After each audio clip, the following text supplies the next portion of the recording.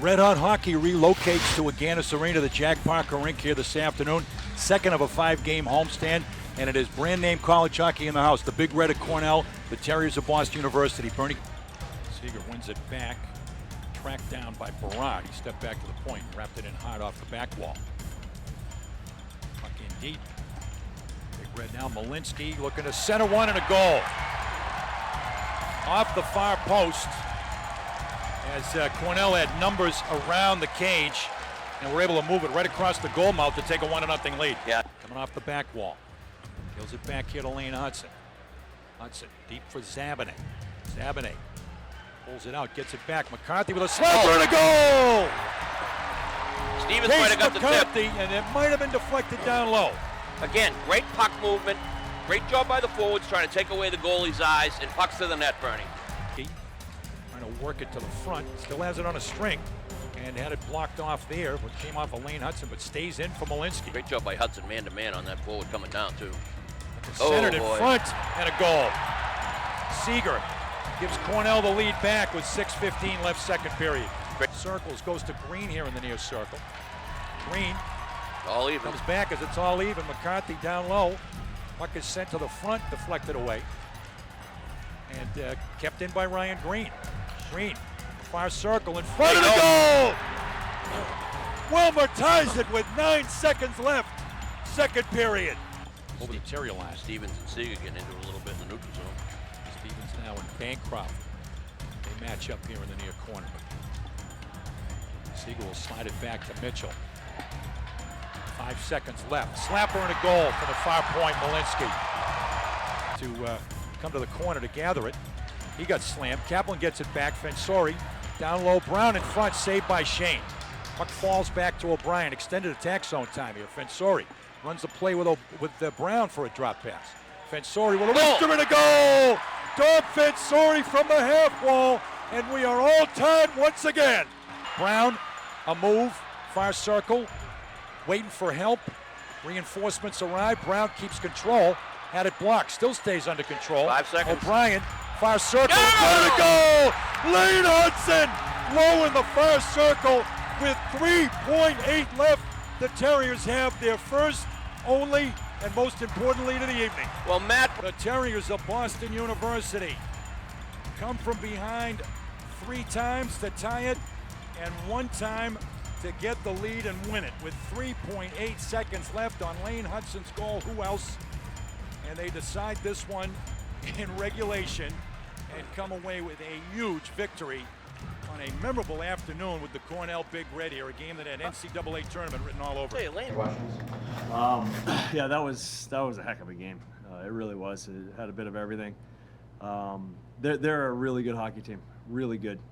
They compete really hard. They're very well coached. Great game. Like, listen, we got down 3-2 there, and you know, our power play obviously wasn't great there in the second period. 2 5-on-3s, not getting anything out of it. And then to be able to tie it on the power play was big for us. And then the finish there was great play by Jay O'Brien and Matt Brown as well. He delayed a little bit there and waited for help. And Lane Hudson just using his hockey sense, sneaking back door and getting another game winner for us. So Drew Comesso, when we struggled there for a bit, they're a heavy team and they were getting to our net, and Drew did a great job. Did a really good job of holding us in it there for a bit, because it got a little bit ugly for us for a little while there, but we found our game. Coach, you mentioned the power play. What were some of the big adjustments you made in between the second and third? I just didn't think we had like enough of a shot mentality. We decided to put Brown and O'Brien both coming downhill like they did last year a little bit, just to get a little bit more shot mentality, and I thought that last power play was very good. We got more shots than that. We recovered pucks, and that's typically how it happens. You're not always going to get a pretty goal in the power play. You get some shots, you recover pucks, and then Dom, found the lane, and Scooger did a great job in front as usual. You guys climbed back up from like a deficit 3 times tonight, and then you got that really late game winner. So what does that say about the resiliency of this group? Yeah, I think you've seen it from this group all year long. They're a resilient group. They're a competitive group. They want to win. You can see them really caring about each other. So I can't say enough about this group, and I think I've said it before, but the leadership group is it's incredible in there. So it certainly helps my job. In the second period on the power play, you switched Dom and Lane for a while. What was the thought process there? Just Dom was stuck out there for a little bit, so then I just went with Lane that time, and just to get a little bit of a different look. I thought we were struggling on the power play, so just decided to change it up. Just those two guys are somewhat interchangeable. They both know what they're doing up top, so just try to switch it up and see if we get a spark. So that was really the only reason.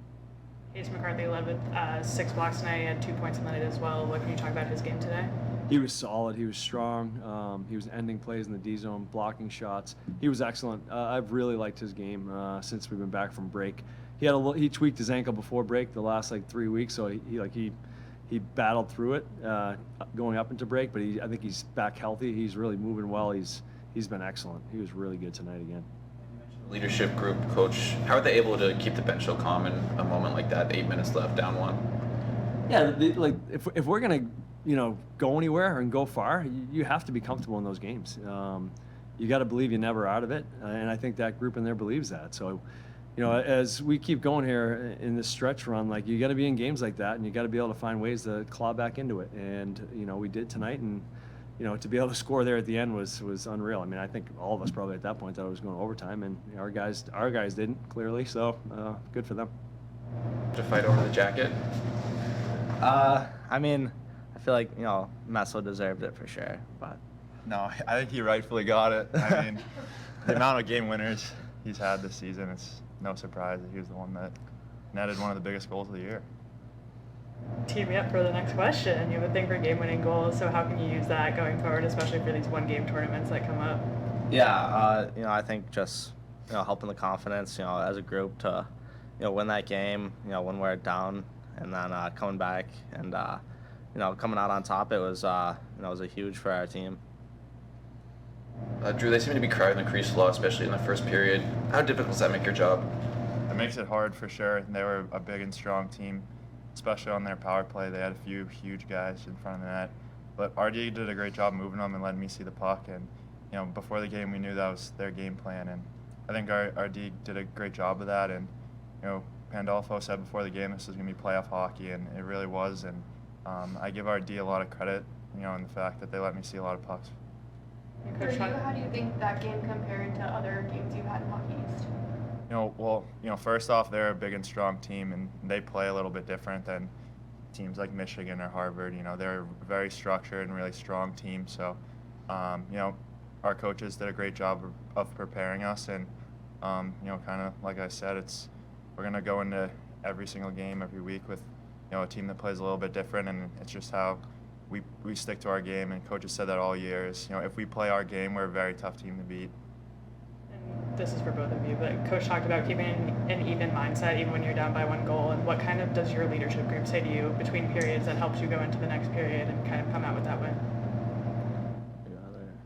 Well, yeah, I think it started from the coaching staff, just telling us to be resilient all year, and it's not going to be a year of just straight ups. There's going to be downs and stuff, and in every game too. We went down in that game, and our captains, we did a great job, and especially the seniors too. There's so many guys that speak up in the locker room, and we're really all one unit. You can't, the older guys, can't just take credit. It's everyone in the locker room, sticking together, and we are such a close-knit team. I think that helps in the locker room. Is we have so much trust in each other, and I think every guy in that locker room felt like we were going to win in the third.